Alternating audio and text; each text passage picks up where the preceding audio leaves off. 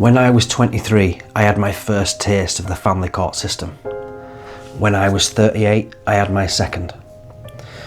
What I have learned is that ex-partners can be very petty and very cruel, and that the court system must follow their rules, regardless of the pain and trauma you and the children may be going through.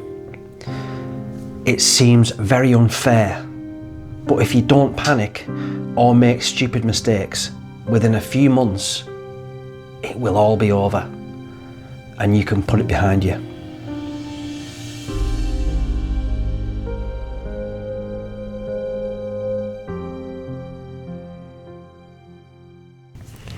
So, this is a very personal video for me, and I wanted to make it as personal as possible because this subject is so important for anyone that has to suffer this awful, debilitating process that can literally ruin your life and the lives of your family. Children are our saviours.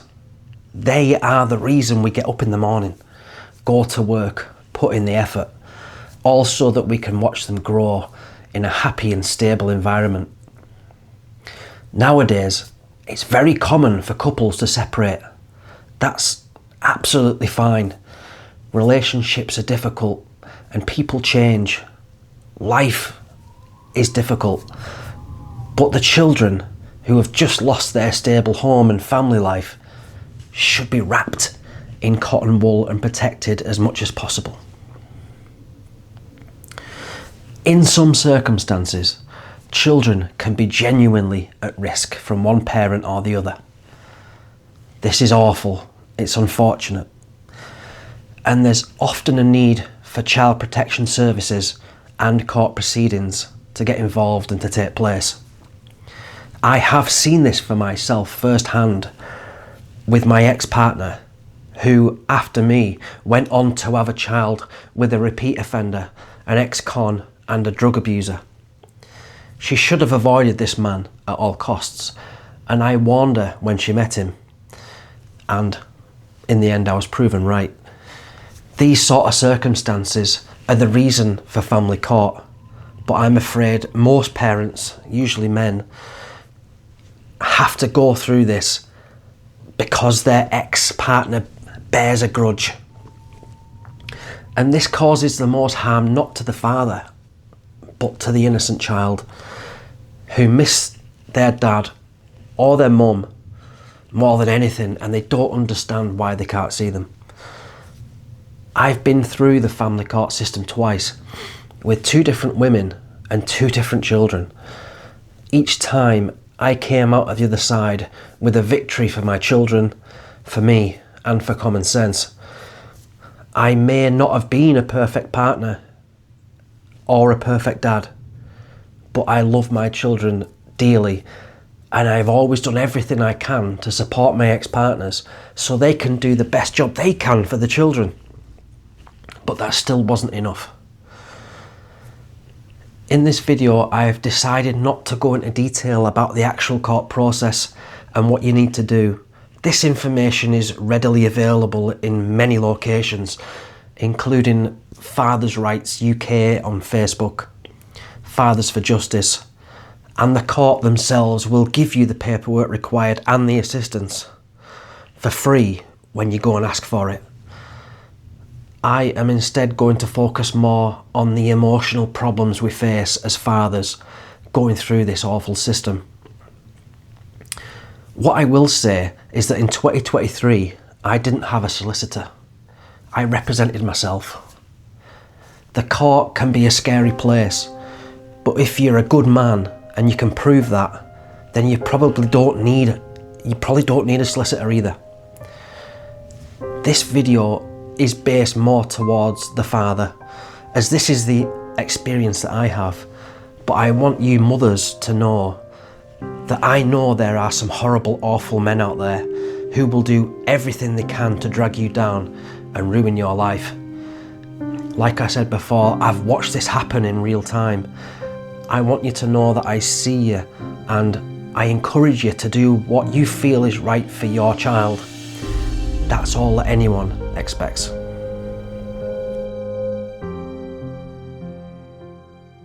Okay, When fatherhood meets the courtroom. Becoming a father changes you. It gives your life weight, purpose, responsibility. But nothing prepares you for the moment fatherhood becomes something you have to fight for. Not because you don't love your child, not because you had to walk away, but because your role as a father is suddenly questioned, limited or controlled by a system that you don't understand. For many men in the UK, family court is not just a legal process, it's an emotional earthquake. You're grieving the loss of daily contact. You're navigating a conflict. You're trying to stay calm while everything feels out of control. And through it all, you're still a dad, even when you don't get to act like one. Today, we're talking honestly about being a father and dealing with family court in the UK. The emotional reality, the mental toll, the mistakes to avoid, and how to stay focused on what truly matters, your children. Okay, the shock of separation and sudden distance. Most fathers don't expect to lose time with their children. Even when relationships end, many men assume, we'll sort it out, we'll be reasonable, we'll co-parent. But reality can be brutal. Suddenly, you're seeing your child less, or not at all. You're relying on messages, schedules, and someone else's permission. You're being told when you can and can't see your own child. This sudden loss of access is devastating. You're not just missing time, you're missing moments, bedtimes, school mornings, ordinary days that mattered more than you realised at the time. This isn't weakness, this is grief. And many fathers are expected to carry that grief silently. The emotional impact on fathers. Family court doesn't just challenge your role, it challenges your identity. You may feel powerless, angry, ashamed, helpless, invisible. Many fathers experience anxiety or depression during proceedings. Some experience panic attacks. Some struggle with sleep. Some feel completely disconnected from who they used to be. And yet there's a real pressure to stay calm, be reasonable, don't react. Men are often told to suppress emotion, but unexpressed emotion doesn't disappear, it turns inward.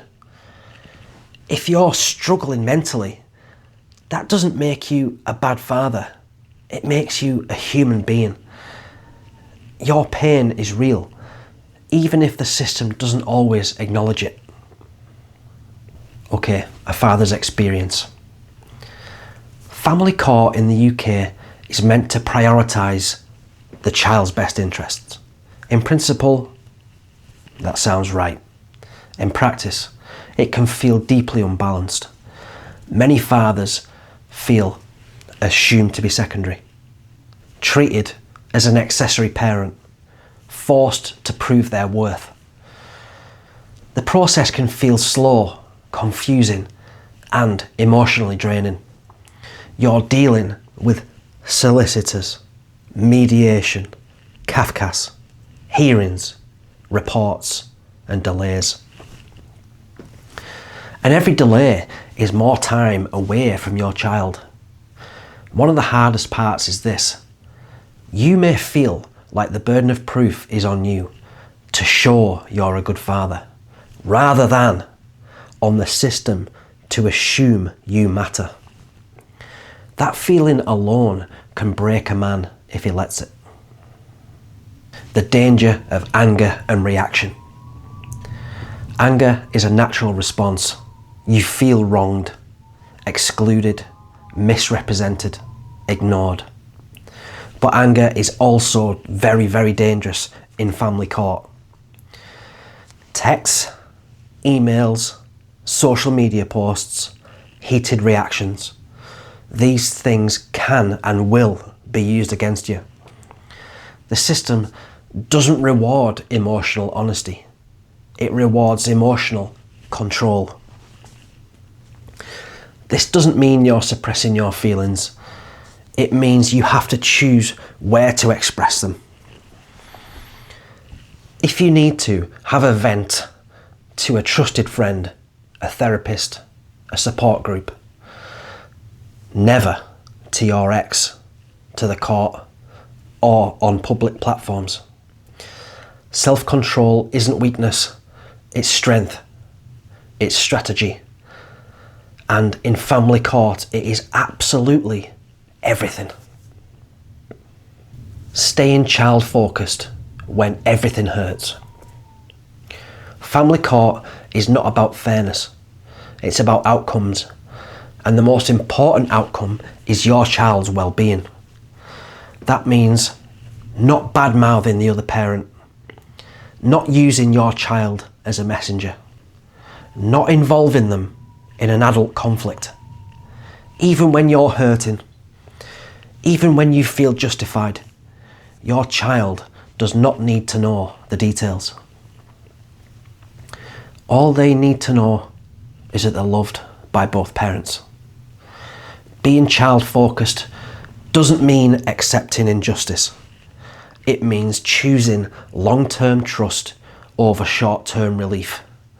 Your child will one day see who stayed calm, who stayed present, who stayed consistent, and who instigated this whole process. Documentation, consistency, and character. In family court, actions matter more than words. Consistency matters. Reliability matters. Stability matters. That means turning up when you say you will. Communicating respectfully. Following court orders. Documenting interactions calmly. Not to attack, but to protect yourself. This isn't about playing games. It's about demonstrating who you are over time. Character is shown in pressure, and pressure is constant in family court. Document as much as you can. Okay, when you feel silenced or disbelieved. One of the most painful experiences for fathers is being unheard. You speak, but it feels like no one's listening. You explain, but it feels misunderstood. This can create hopelessness. But silence does not mean irrelevance. Every calm action builds credibility. Every respectful response builds trust. Every consistent effort matters, even when it feels invisible. Family court is slow, but patterns are noticed. Don't give up your integrity just because the process feels unfair. The impact on mental health and self-worth. Many fathers quietly question their worth during proceedings. Am I failing my child? Am I replaceable? Does my presence even matter? These thoughts are a bit dangerous and false. Your value as a father is not defined by hours granted, court outcomes, or other people's opinions. Your value is defined by your commitment. If you show up emotionally, consistently, and lovingly, you are a good father, even when the system makes it very hard to prove. Coping with limited contact. Limited contact hurts, but does not end fatherhood. If your time is restricted, make it meaningful. Be present, create routines, build trust. Quality matters, reliability matters. Your child remembers how they felt with you. not just how often they saw you. And outside of contact, write letters, keep a journal, save messages. Document memories, take photos. One day your child may want to know how much you cared. Make sure the evidence exists for them, not for the court. Rebuilding your life while the case continues. Family court can consume your identity if you let it. But you are more than a case number. You still need your health, routine, purpose, support. You are allowed to go out and exercise, work, laugh, and rest. Rebuilding your life is not giving up on your child. It's ensuring you're strong enough to stay present long term. Your child doesn't need a broken hero. They need a stable father. The long game, patience and endurance. Family court is rarely quick. It tests patience, endurance, resilience.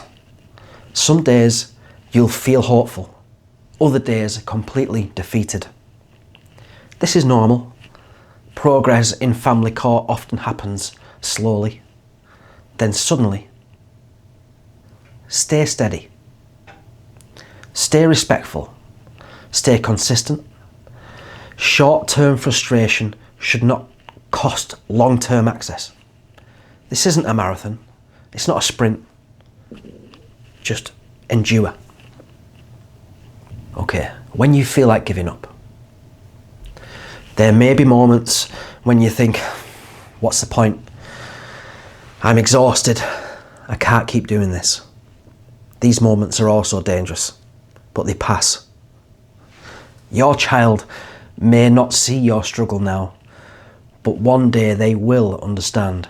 Your presence, even limited, matters more than you realise. You don't fight because it's easy. You fight because your love for your child demands it. No fights are ever easy. Redefining fatherhood. Fatherhood is not defined by living arrangements, court schedules, public perception. It's defined by love, consistency, integrity, emotional availability.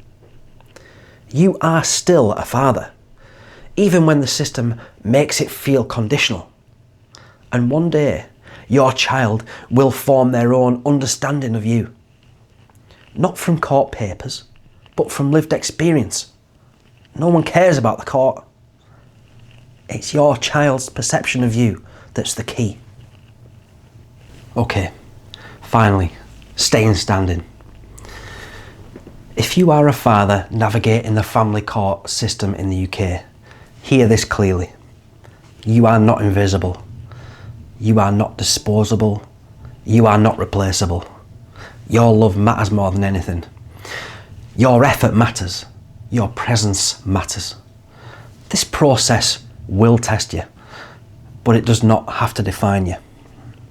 Stay calm, stay focused, stay child-centered, stay strong.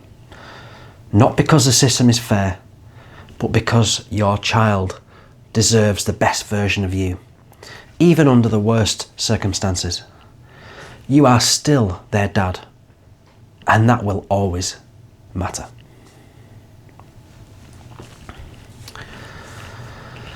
So, if you're struggling at the moment, don't give up. My last time at family court was in 2023, fighting to see my daughter. It was tough. I didn't see her for 5 months. I was then allowed a couple of hours a week, then a bit longer, then a bit longer. Finally, after 4 different court sessions, I was able to prove that I was telling the truth and that there was no reason at all that I couldn't see her.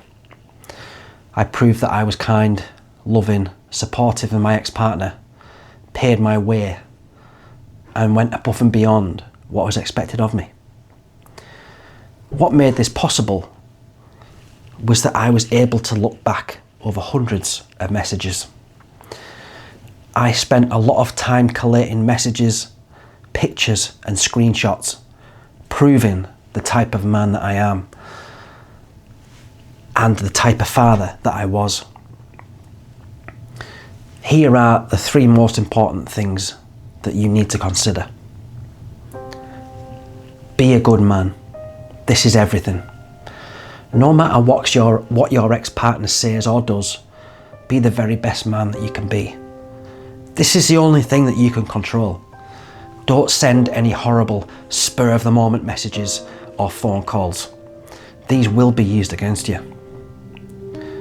Number 2, don't lose the hope that at some point it will be over. For me, the last one was around 9 months in total.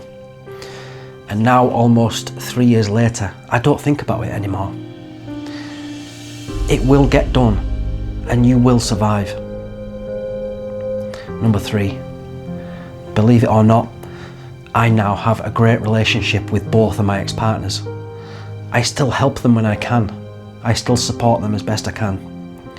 I don't think one of them would be alive today without my support over the last 3 years, financially or emotionally. She has apologised to me and my family so much for the harm that she caused all those years ago, and she regrets what she did. It's very easy to really hate someone who hurts you in this way and hurts your children for no reason. But that bitterness solves absolutely nothing. If you can stay strong to your good values, things can work out in the end for all of you. And after all her other boyfriends have been and gone, you may be the only stable person in her life. Not to be with her again, but to work together for your children, which, let's be honest, you've got a lifetime doing. It's much easier to be allies than enemies. To all you fathers out there going through this, don't lose hope. Good luck to you, and stay strong. I'll see you in the next one.